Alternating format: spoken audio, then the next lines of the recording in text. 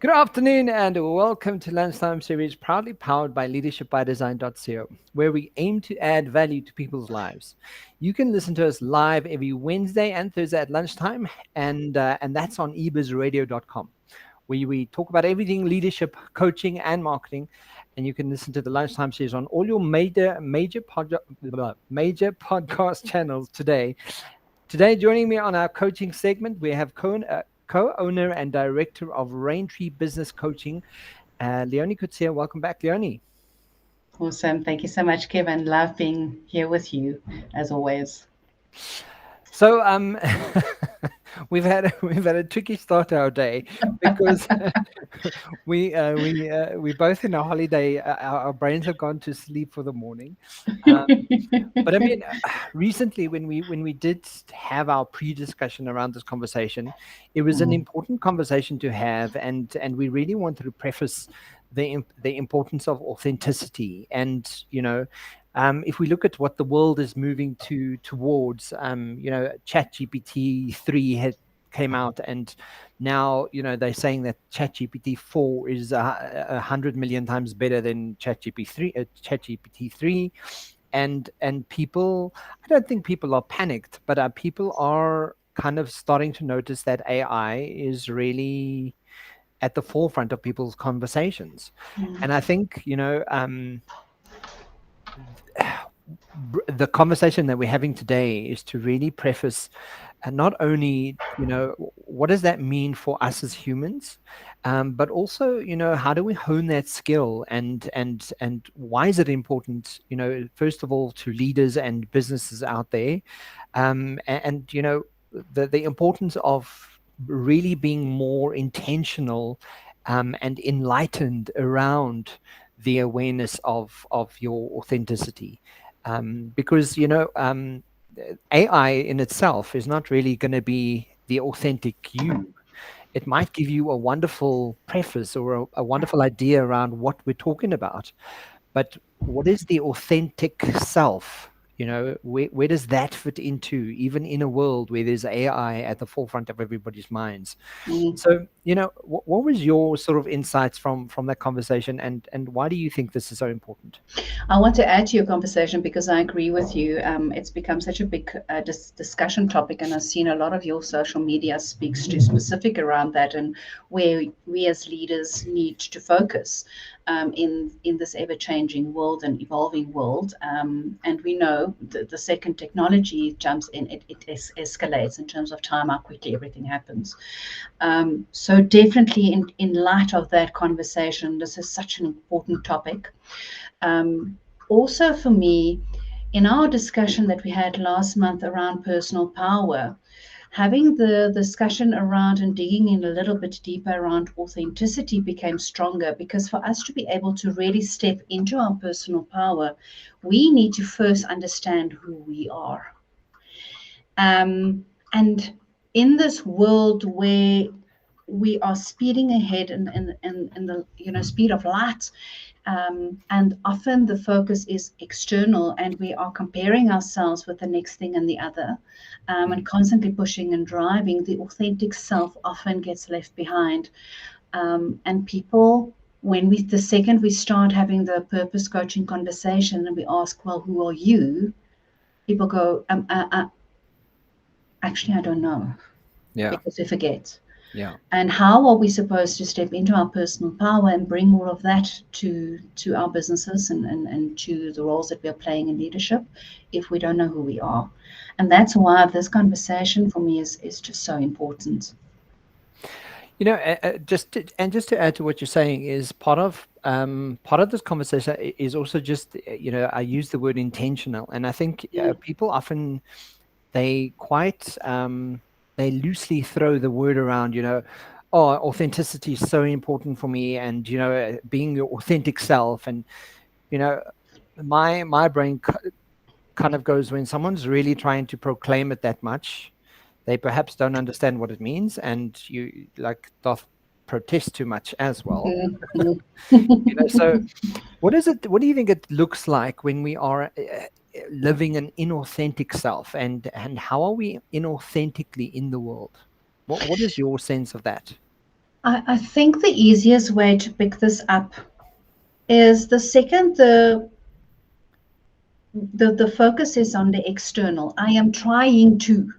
The Mm. second you are trying to be good at, successful, driven, strong, kind, the second I'm trying to, you're being unauthentic.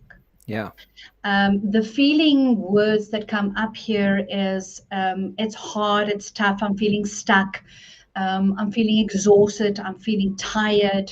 Um, because trying to, I often make the joke and I go, guys, try to pick up your arm. And immediately people pick up their arms and I go, no, no, no, I didn't say pick it up. I say try picking it up.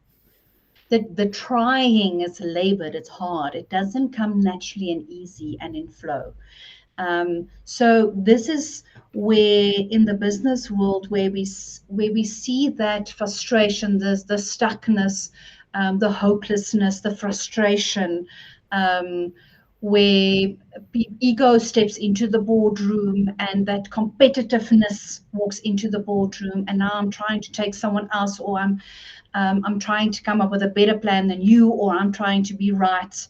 Um, and that ego space, and ego mind, and the clash and the conflict that comes with that, and that's often a very clear indication of, okay, hang on, people have forgotten who they are and what they are bringing to the party, because when we step into authentic self, that dissipates.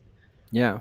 That's certainly what it looked like for me, and I'd love to also hear from you, because I know from your NLP perspective you often bring fresh observations as well. Well, what's interesting is the some of the notes that we have here is, often related to how the body responds to that. And Mm, some of the notes that we made was, we minimize and dismiss our talents, our power, our expertise, our voice. We disable ourselves, or make ourselves quite insignificant, mm, or we follow the route that everyone else follows. Right? Just from a brain language perspective. And that's why I authentically started this conversation today going, we were completely in holiday mode this morning because of this bloody holiday situation in the middle of the week, right? But it does. It takes you back and you say, okay, cool. So how do you get back to you? And I think there's two parts to it, because I think people honestly don't know, because they don't do the work. They don't know what they um, authentically feels good to them, and they also don't know um, how to not have that external validation to validate what they intuitively could be feeling or mm, resonating with from mm. from an internalized perspective. When I you want to jump in here, Yeah. Kevin, because what you're saying is so true. Just if you look at the way that we are brought up in our schooling system, and I'm talking specifically South Africa now because I understand, deep understanding here, but it is in our schooling system, the way that we are being conditioned is, for you to be a winner, you need to be running and you need to be in the top three of athletic competition, or the rugby team. This is what you need to do to be successful. It's constantly the certificates and the stars and the trophies are given to specific people for specific performances. So we are being conditioned from that early age already to go external validation. This is what it looks like. And for me to be successful and to be great at, this is what it needs to look like. Even even if I am completely different and I will never be an athlete, um, that just means that I'm not good enough. You know what I'm saying? It's just that conditioning and the way that we are brought up forces us to think in a way that we need our external validation to look in a certain way for us to be good. And it doesn't encourage the internal and the personal gifts and attributes that we bring. And I think that's where, when we speak about misalignment, Mm, is that's when we actively start misaligning with the truth of who we are, and what is my personal power, what is my personal authentic self that I bring to this moment. um, and and I think that's the conversation today, is to kind of go, okay, cool, what does inauthenticity really look like, and then what is the flip side of that, and what does authenticity look like? mm, Because, and I think, one of the words when we chatted about this is, how do we become more curious about ourselves?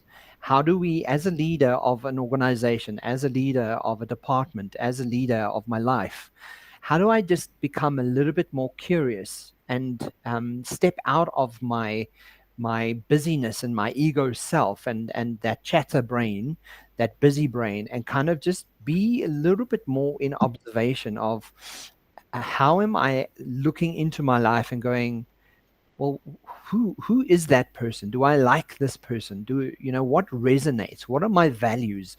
What are my ideals and the actions in alignment? Do I have congruency in all of that, Mm. so that when I show up for my relationships and for my team and for my organization, that there's some intentional curiosity about who I am, and how I lay that out, in whatever form that might be.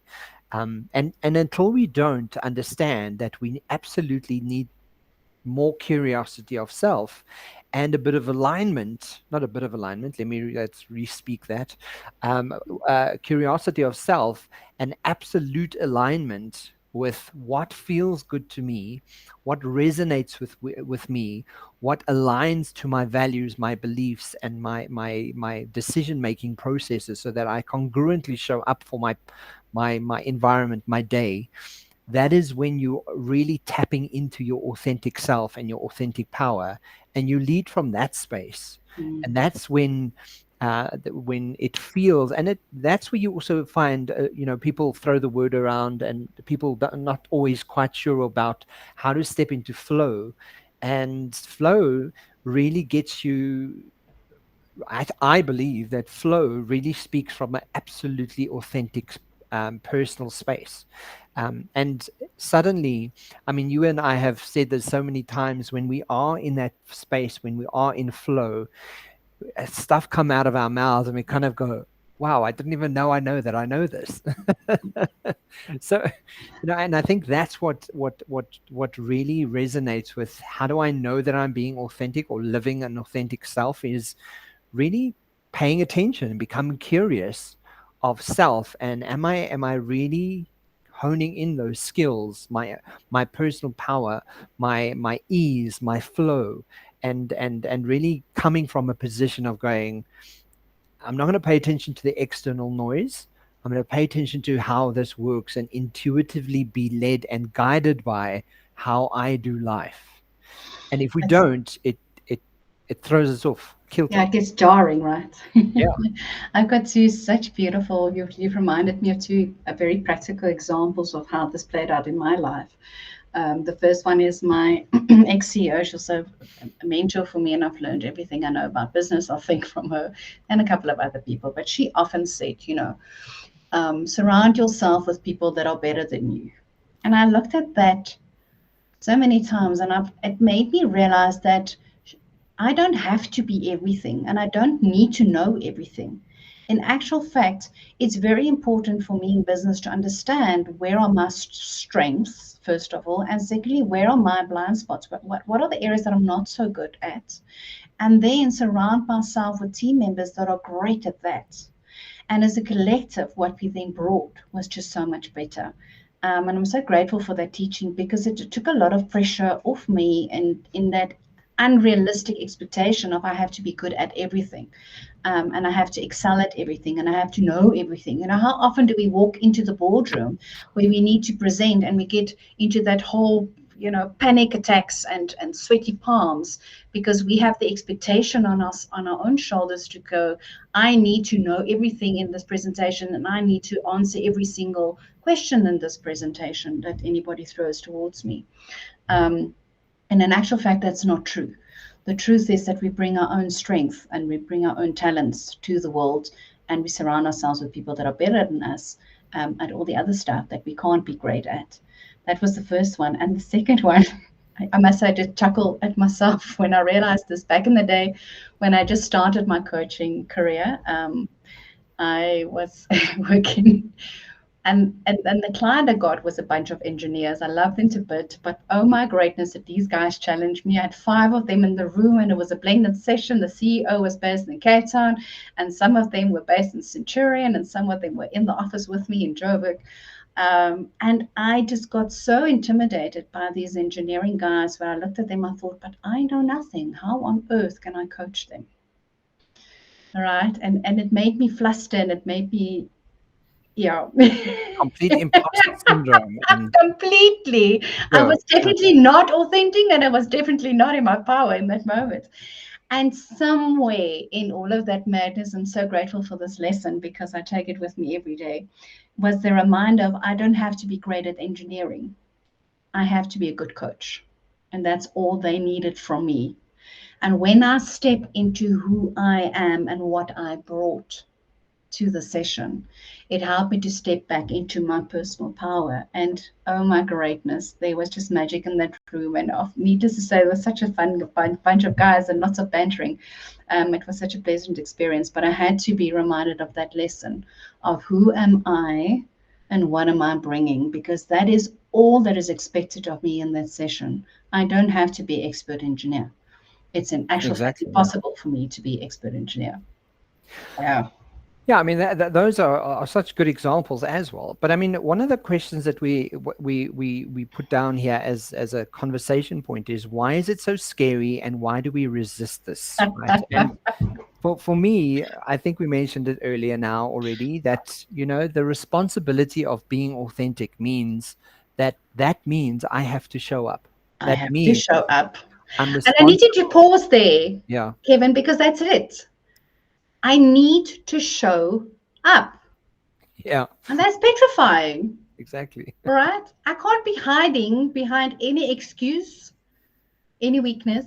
I have to show up. It's calling me to fully show up. Yeah. And I think that's the point that people don't want to take ownership for it. They kind of go, yeah, no, it's I'll hear from the team and see what the team, and then they kind of spread, and you kind of go, no, don't do that. Like if something goes wrong, just own it. If something's not working, just own it.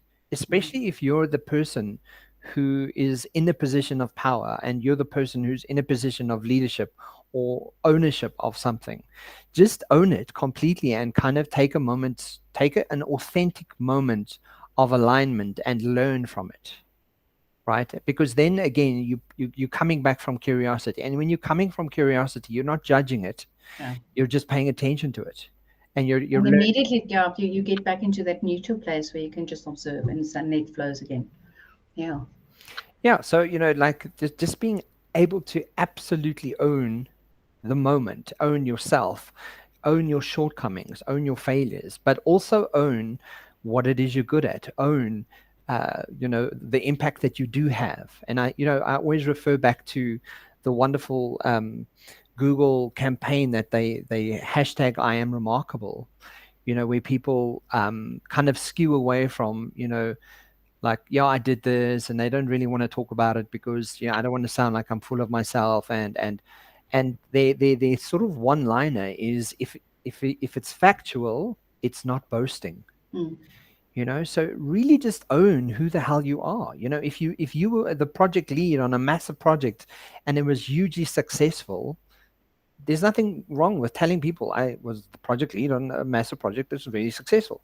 It's Mm. really just owning that and kind of stepping into that power, because again, we in moments like that, we also when we are inauthentic, we are also shying away from the power that and the presence and the value that I've added in an environment or in a team or for a project.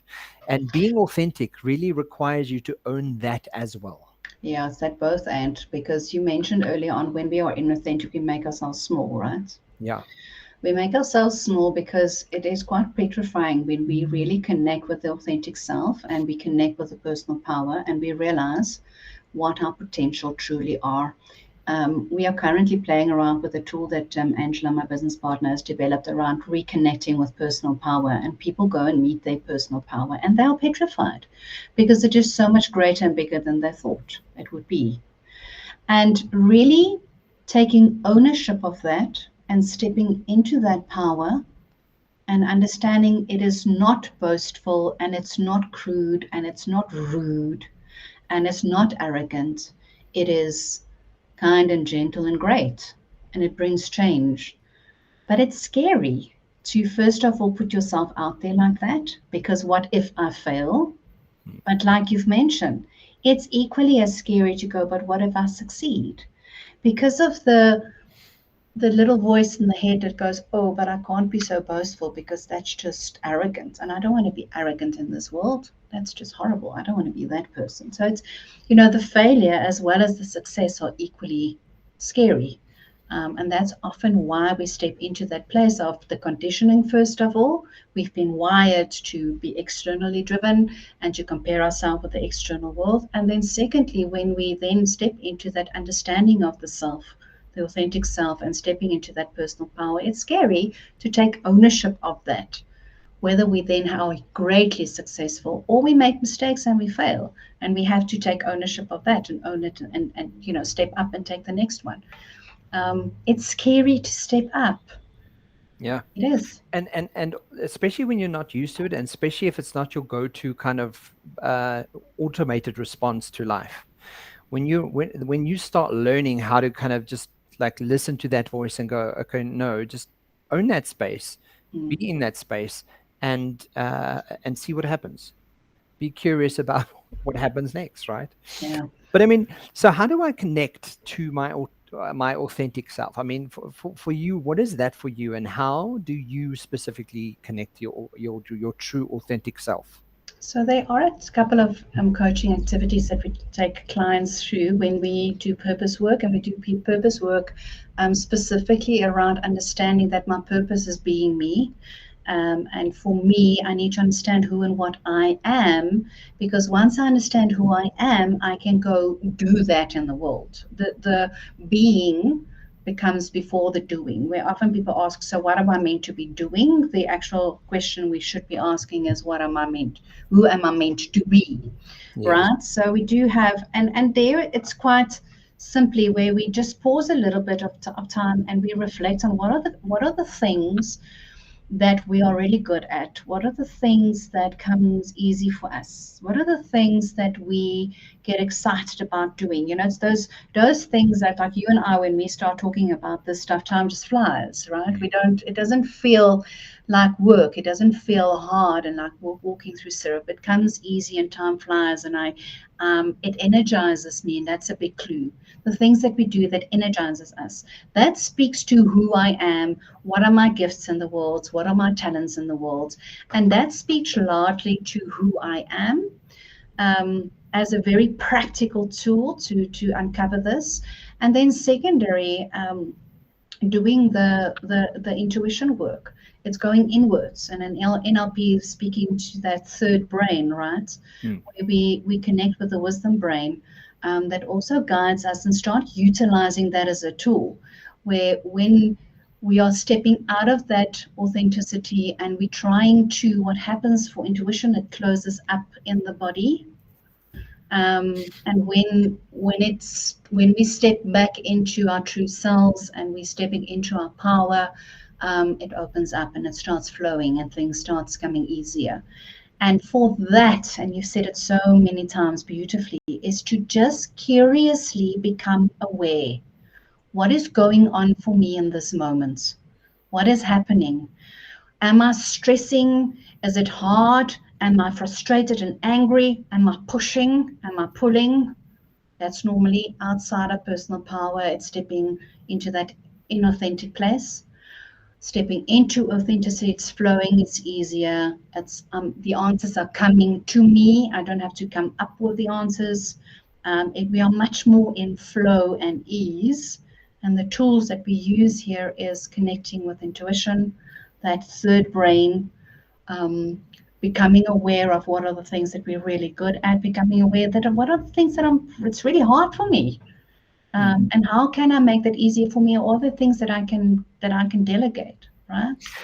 One of the things that, to your point with the intuition, Dr. Tara Swart from the MIT's Leadership for Business program that I do the assessment work for, she mentions, she looks at, what does a holistic leader look like?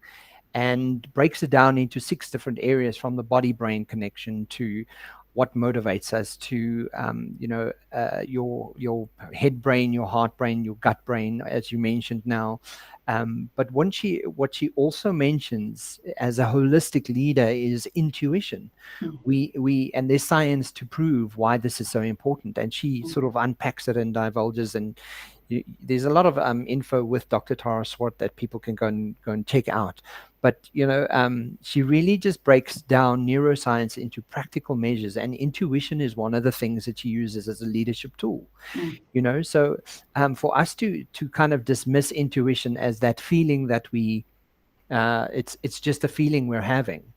And it's silly because logically this makes sense, and I can rationalize how this is supposed to work, and you're dismissing a very important part of what we as humans need to tap into more mm, specifically, mm. because that in itself leads us to one of the words, the phrases you use is the feeling compass, right? Your Yeah, feeling yeah. compass of what does that feel like for me, is because logically it can make sense on paper, the numbers make sense, everything makes sense, but intuitively I might be completely not okay. There's something that's just not there.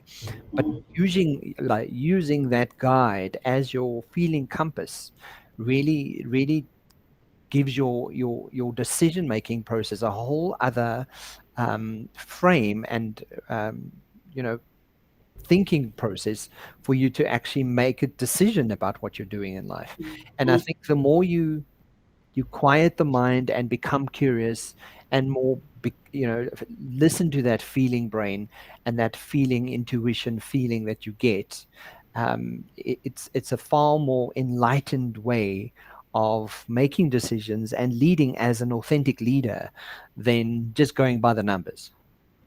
Yeah, and it's definitely a both and. I'm happy that you paused here. It reminded me of a very practical example of how I used this on a client recently. We were having a business, it was a pure business coaching session, and we were looking at the business, and he had identified a potential collaborative partnership with another consultant. But I picked up there was a hesitancy. And he said, yeah, he needs to really look at this because he's not sure. And he was looking at factually what are the red flags, which you have to do because it's a both and, right? Yeah. And then what I did was, I just asked, because coaching is permission based, is he willing to explore this a little bit and just, creatively and curiously just look at it, a different tool here? And he was absolutely open to that. And I allowed him to just connect with that third brain and his intuition. And then we looked at the risks, and what are the decisions that needs to be made, and why these decision needs to be made about this potential collaboration. And he came out of that exercise and he said, this potential, this is such a high risk, it could actually sink his business. And he factually gave me all of the reasons, because he had already looked at the facts. But tapping into that third brain, that intuition, it just created that calmness for everything to fall into place. And he stepped out of it and he said, he's not going ahead with this, he's not signing the contract. This company can sink his business. The risks are X, Y, and Z, and these were all factual risks. So it was such a beautiful example of how you combine both in business. As a leader, it's critically important. Colleen Page also speaks a lot around intuition and using it as a business tool, Hmm. as an additional tool for leaders in business. Absolutely. Yeah. Leona, if we could sort of summarize this today, what would you leave the audience with as a takeaway from today's conversation? Yo, these are one of those conversations that just so beautifully flow, was in flow again. I think it's almost starting at the end, Kevin, and I want to pause a little bit on the feeling compass, because that's the tool that we can so easily use here to guide us as a red flag. If you create your feeling compass to say, these are when I am true to who I am, I'm in my personal power and things are in flow. These are the feelings that are coming for me in business or in my team or wherever. And these are the feelings that I need to watch out for. So when you start experiencing those negative feelings, it's almost like that red flag to go, okay, pause. Let's go curiously explore what's going on here. Mm. And then look at, have I stepped out of my authentic self? Am I giving away my personal power again? What is happening for me in this moment? And how do I recalibrate? How do I reconnect with who I am? What are my gifts, my skills, my talents, my gifts that I need to bring into the world as a leader? How do I reconnect with that? What are the boundaries that I need to put in place? Who needs to help me with this? What do I need to delegate? But it's that word that you said so many times: curiously explore, becoming aware what is really going on here, and just recalibrate. It's if I could bring it together like that. I love that. And I was doing, like I was looking today, this morning before we started, just like, what does it give us? And I want to leave this sentence to, like, what does authenticity really allow in our lives? And some of the information I came up with was, it really allows us to be more, or to live more fulfilling lives, build Mm, stronger relationships, and make a positive impact on the world around us. When we are really living from an authentic place, and we really are aligned, and we do that calibration so that we get our brains on board with what is going on from a beautiful, curious space, no judgment, it allows for so much more than what we think and what we even realize. So really, really important conversation. And yeah, we if we carry on, we'll probably talk for another 40 minutes. quite easily. Fantastic. Leoni, thank you so much. Guys, we're gonna give away a free value add in the description box below. It's about reframing failure into feedback. So check out the link below. It's a free PDF that you can actually go and get. And it's there for free, and we're just giving away. And so we want you to connect with us and speak to us and chat with us. Leoni, thank you so much. Thank you for joining me, and thank you for a fantastic conversation. And I will see you soon. Absolutely. Thank you, Kevin. Have a super day. Chat soon. Bye.